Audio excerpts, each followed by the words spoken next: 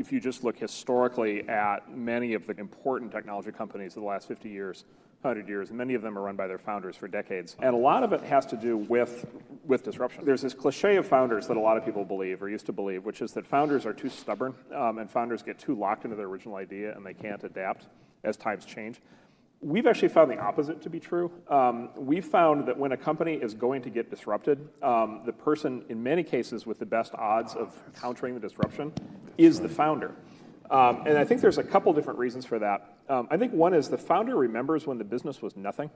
The founder remembers what it was like when there was like nobody else in the office with you, and when you carried out your own trash can. Like the founder remembers, this thing used to be zero. And so the founders have a vision kind of in their heads that kind of haunts them that says, this thing used to be zero, now it's something. It could be zero again. And so when an existential threat, like somebody coming in with a disruptive product, occurs, the founder, we often find, is emotionally able to wrap their head around it and then able to actually figure out what to do about it, because they know that if they don't, they're going to be in real trouble.